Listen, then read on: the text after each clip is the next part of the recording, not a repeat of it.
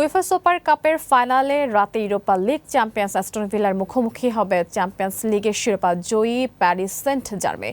সালজবুর্গের Red Bull অ্যারেনায় বুধবার রাত 1টায় শুরু হবে ম্যাচটি। রিয়াল মাদ্রিদের পর দ্বিতীয় দল হিসেবে উয়েফা চ্যাম্পিয়ন্স লিগের শিরোপা ধরে রাখায় উয়েফা সুপার কাপেরও শিরোপা ধরে রাখার বিরল সুযোগ এখন পিএসজির হাতে।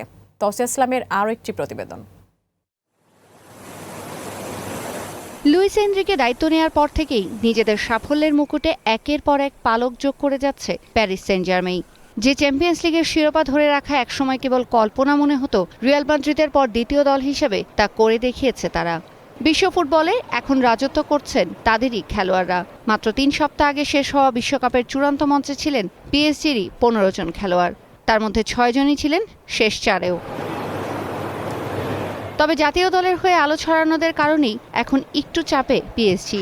বিশ্বকাপের জন্য খেলোয়াড়রা দেরিতে ক্লাবে ফেরায় প্রস্তুতিতে ঘাটতি থেকে গেছে বলে মনে করেন কোচ লুইস এনরিকে। তাই তার দল হয়তো গেল মৌসুমে দেখানো দুর্দান্ত ফর্মটা নাও দেখাতে পারে বলে শঙ্কা তার। অবশ্য প্রস্তুতির জন্য সময় পাওয়া যায়নি বলে হাল ছেড়ে দিতে নারাজ এনরিকে। তবে তার দর্শন একটু ভিন্ন।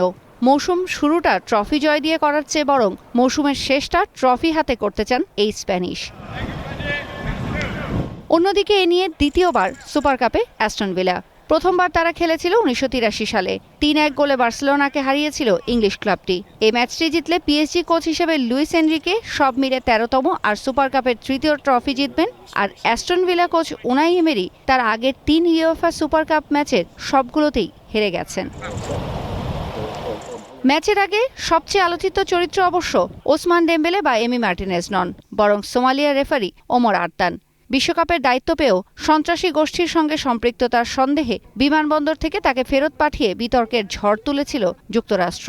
পরে ইউএফা তাকে এই ম্যাচ পরিচালনার দায়িত্ব দিয়ে সম্মানিত করে। তাতে প্রথম সোমালি রেফারি হিসেবে কোনো ইউএফা ম্যাচ পরিচালনা করবেন তিনি। তৌসিফ ইসলাম, গ্রিন নিউজ ডেস্ক।